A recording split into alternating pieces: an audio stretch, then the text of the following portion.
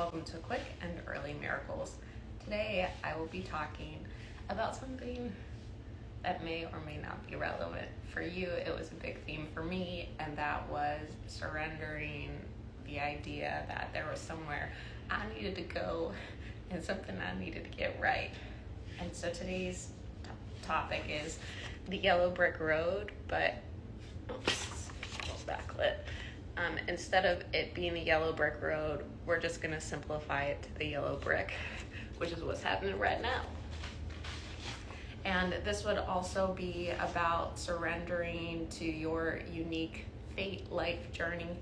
And again, like maybe applicable for you, maybe not, but for me, all of the content that's available, which I add to, that's like create your own reality. Like it can create a lot more pressure and also some ideas that are counterproductive. And it's not that you don't create your own reality. On Medium, I have some content about that. Good morning. But it's not quite the way that you might think. You create at a micro level that then kind of like builds. And then there are other factors and features that seem to be involved. And again, it's all just sort of conjecture. And the game board or the reality that we're talking about is always moving. And hey, so, even if I said exactly how it was right now, it might be different like now, so all of this is really like all the content that you could possibly engage with would be for what? Well, so that you feel good, and also that you're growing. And so I think it's helpful to underline that what we're talking about is growing along with us, and so you can't quite get it.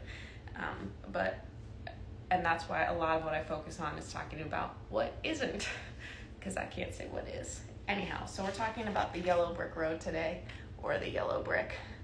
And at the end of this yellow brick road, over here in the perspective, accurately drawn perspective distance, is the wizard.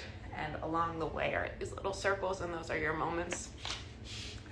And one of the things that can be really distracting from the moment is like, am I getting it right? Like, where's this going? Where am I compared to everybody else? Good morning. And I'd ask, are those questions helpful? What do they allow for you to do? How do they make you feel? When you feel that way, what's available to you? When you feel that way, is that how you think you would feel if you got those answers right? So I started by saying there's a lot of content available around creating your own reality, which can then add this layer of pressure to get it right, and also that there shouldn't be things happening in your life that are wrong. And yet, as important and cute and special as you are, life is doing something so much bigger, and it's doing it through you, and it's doing it through me, and it's doing it through everybody. And you show up to the experience with Abraham Hicks calls it momentum, and I think of it kind of like, you're in a car or a vehicle or a plane, and you have to kind of land the plane that you're in before you can take off somewhere else or repair the car that you're in.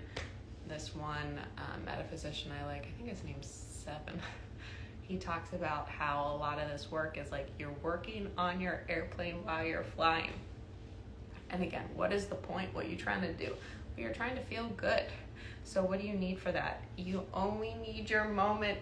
You don't have to get the final destination correct. You don't have to get the whole equation correct. You just need to have a correct relationship to your moment and yourself, which is generally one of acceptance. And what's cool is if you can't get that acceptance of the moment correct, you can accept that you don't accept, and boom, the same outcome is achieved. So when we're looking at our individual experiences, there can be a lot of comparison. Well, why wouldn't you? There's so much information available, or seemingly so, about all these different lives you could be living, that they're living, that, whatever. And I think of that, when I was a kid, we had this rack with a lot of VHS tapes on it. And so this is that rack. See how many VHS there are there? They're all different movies, but they all movies. And that's essentially what we're working with. So I've got a movie of my life that's running, you've got a movie of your life, all these different movies. They're all cool. They're all beautiful in their own ways. And it seems like when you really dive into yours and you own it, like, this is mine, this is mine, this is what, these are the obstacles, these are the themes, these are the things, this is mine. When you stop resisting it, then you can start to work with it, and then it can evolve. That's the idea of like landing the plane or fixing the car. You have to like really be there for that to happen. And it seems like it's not really even that you fix it so much as that you allow yourself to see it, accept it, and love it, which is the same as identifying with it, which is the same as no longer self-rejecting, which is the same as claiming your divinity, which then like connects those pieces of power. One way, so I'm working through some stuff myself right now in my VHS, and one thing that came to me to do that was to put a blanket of love over it. So I've got disturbances externally, kind of like at an interpersonal level, and then some internally relative to that, and they're, you know, are they major? They occur to me as major. They do. And yeah, I know, you know, it's like all of the tools that are available and changing how you think and feel, they work to a point. And I think that is, there's this feature of experience, that and, the grand and I talk about. And there are things like, let's say you experience a loss, someone that you love passes.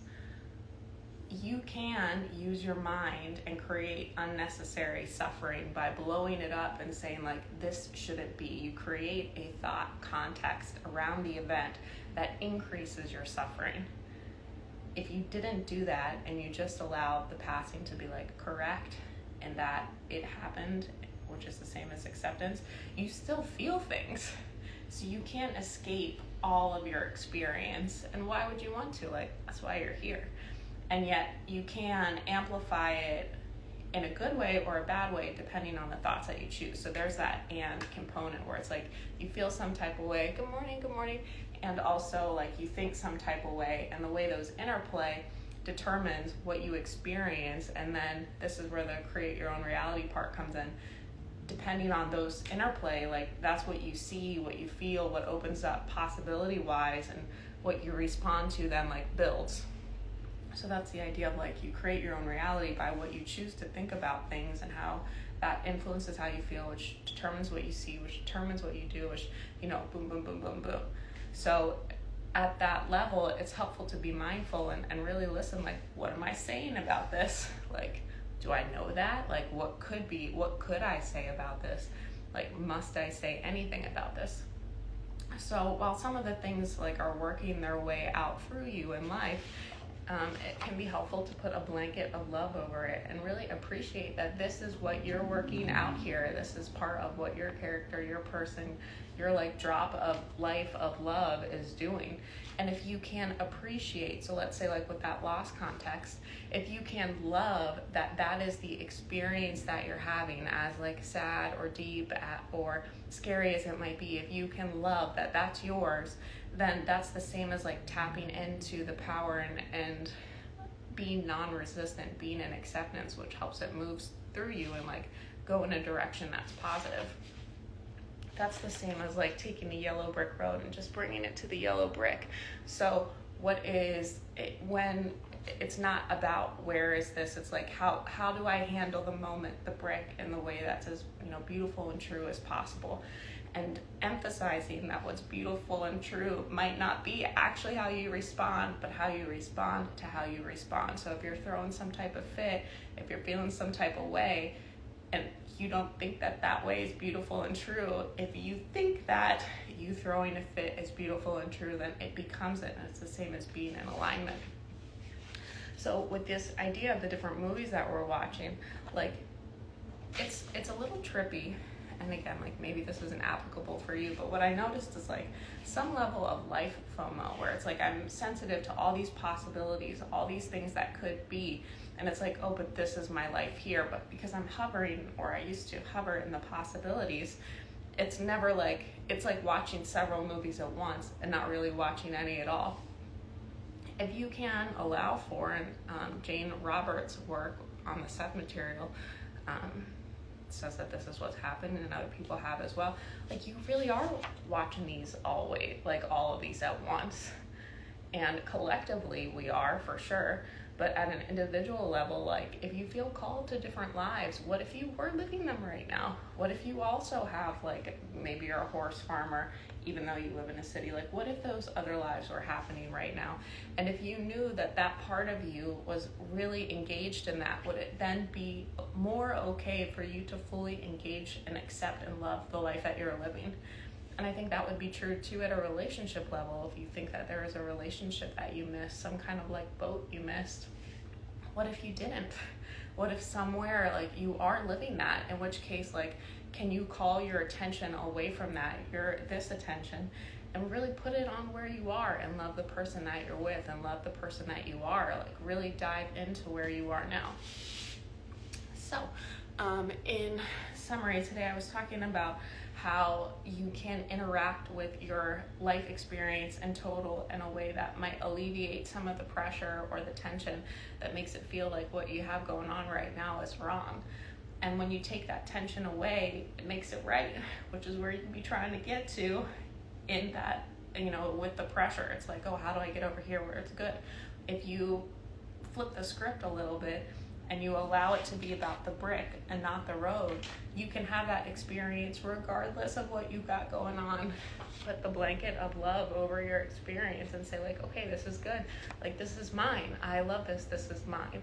Regardless of the range of experience, like, can you find the beauty in it? And then the other part is, like, really allowing that, there are multiple movies running at once. You're multiple for yourself, multiple for other people, etc. And if this is the movie that you're watching, like, what if you really got into it? What would that be like? If you really like owned the action in your own movie, if you owned the characters, the people, like if you really loved and tended to them, what might that be like? Where might that go? All right.